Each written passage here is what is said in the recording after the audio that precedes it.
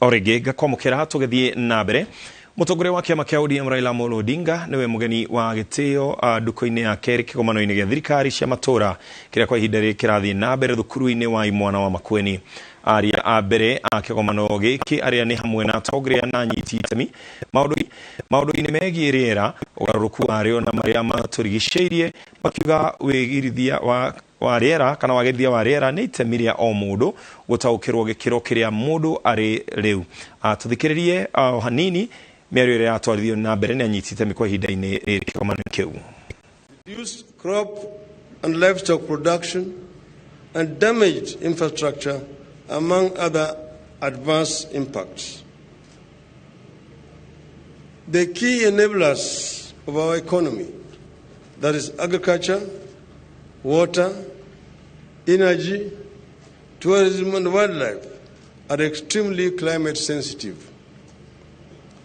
If we don't tackle climate change, all our efforts to grow our economy will be in vain. County government operate right on the ground. They are the first port of call when homes and farms get washed away by floods that were not expected. They are the first line of defense when crops fail in a drought that comes when rains were expected. Counties, therefore, have a critical role, particularly in educating our people on the reality of climate change. You have no option but to provide leadership on this matter. I am aware that to date, 33 counties have enacted climate change policy and legal frameworks, while others are at different stages of formulation of the same. I particularly laud the ASAL counties of Garissa, Isiolo, Kitui, Makueni, and Wajir, which have gone ahead and established county climate change funds. That is the leadership we are looking for at the grassroots.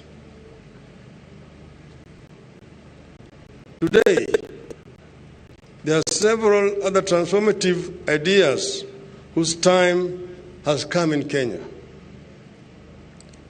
They are being resisted the way devolution was, but we will actualize them because their time is here.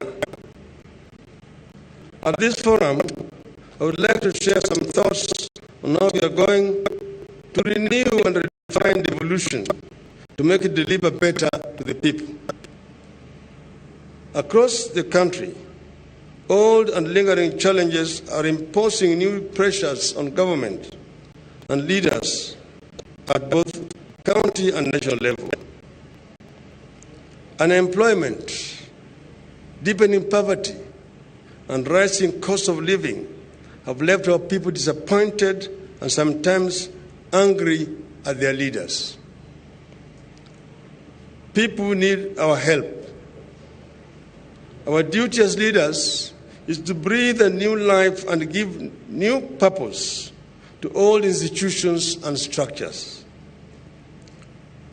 Where need be, we will have to be bold enough to abandon institutions and ideas that are not working and come up with new ones.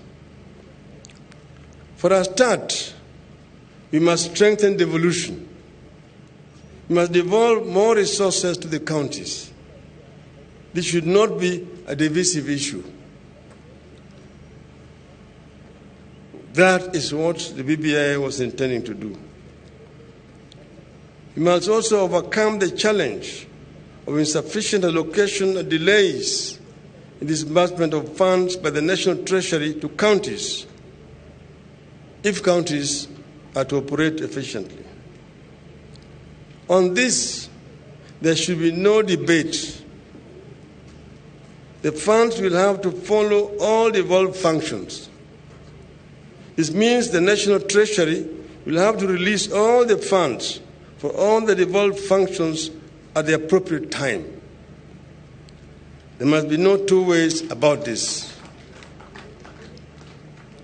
The problem of overlapping and duplication of functions by state agencies, corporations, and regional development authorities will also have to be addressed conclusively.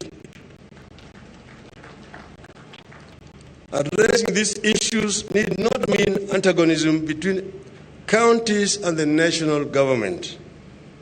On the contrary, they require a partnership between the two levels of government. There must also be a clear understanding that no level of government can succeed when the other is failing. Take economic growth, for instance. When the national economy is weak, counties will be disempowered. So growth, which leads to jobs and lowers the cost of living, must be a shared concern for both county and national government.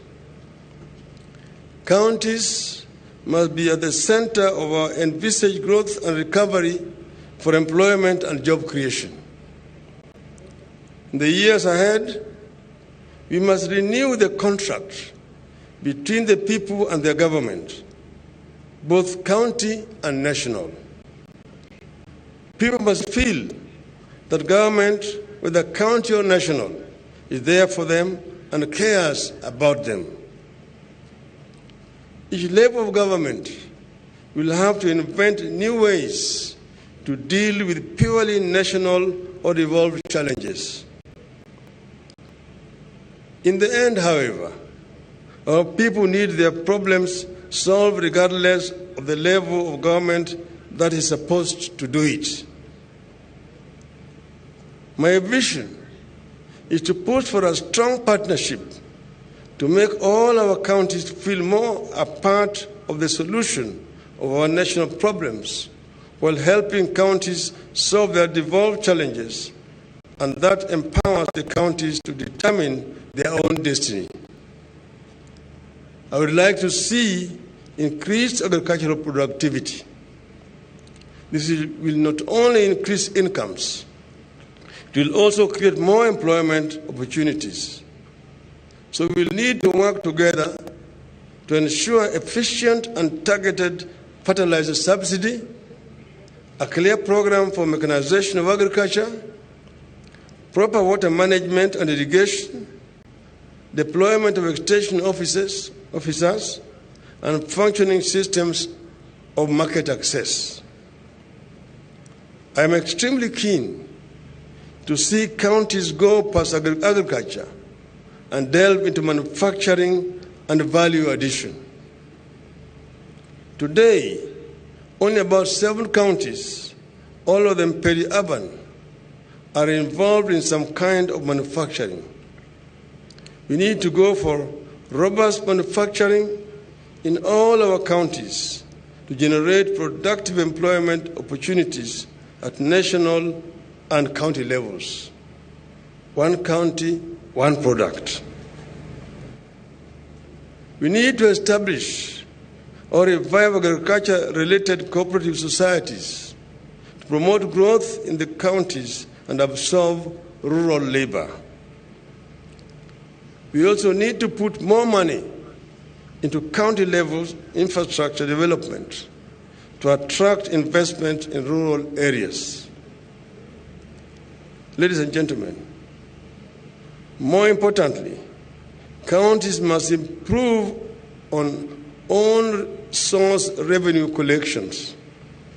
This means counties must expand revenue bases. Counties with relatively well-established industry and service sectors do better on own source revenue collection. We must also push for full automation of revenue collection systems in all counties to seal revenue leakages and avenues for corruption. And we must commit to deal with the old-time national and now devolved problem of corruption.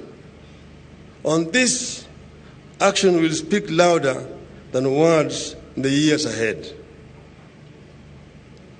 I am also aware that counties are struggling with the problem of marginalization, particularly of minorities in their borders. We will need to come up with clear mechanisms to make all communities within counties feel fairly treated and their voices heard. Finally, I wish to point out one extremely critical issue that we have to address, the question of spending priorities. We must devise ways to make counties spend the largest share of their revenues on development. The Public Finance Management Act of 2012 requires that at least 30% of the spending should be on development over medium term. Yet today, majority of counties spend more than 50% of their revenue on personal emoluments. I am aware, of course, that this is because of the amount that is being disbursed is insufficient and that therefore need to increase the disbursement to the counties. This is where devolution is failing to change lives as it should. So we need to enforce and ensure adherence to the Public Finance Management Act. All these challenges and aspirations point out to two things. One is that we should not treat devolution as a fixed system. We should see it as an evolving system where the pendulum of powers and roles can swing back and forth, one way or the other, between counties and national governments. Secondly, the county government and the national government must work together in a partnership for Project Kenya, because none is more important than the other. Kenya is much more important, and therefore I'm talking about a partnership between two levels of government. That the national government must ensure that the county governments are working effectively. That we do not have 38 countries in one. We have only one country. And that therefore there must be measurable standards against which all the performance of all counties are going to be benchmarked. That we ensure that the service delivery is equitable throughout our country in terms of education, in terms of health, in terms of agriculture, in terms of infrastructure, in terms of environmental protection. We must ensure that there's comparable standards across the whole country. And that should be the responsibility of the national government to ensure that counties meet that standard. That we first agree on a standard to be met, and then we have a way of evaluating to ensure that there's conformity with the standard which has been set and commonly agreed between the national government and all the county governments. I want to thank you and wish you a very fruitful deliberation during this conference. Thank you very much.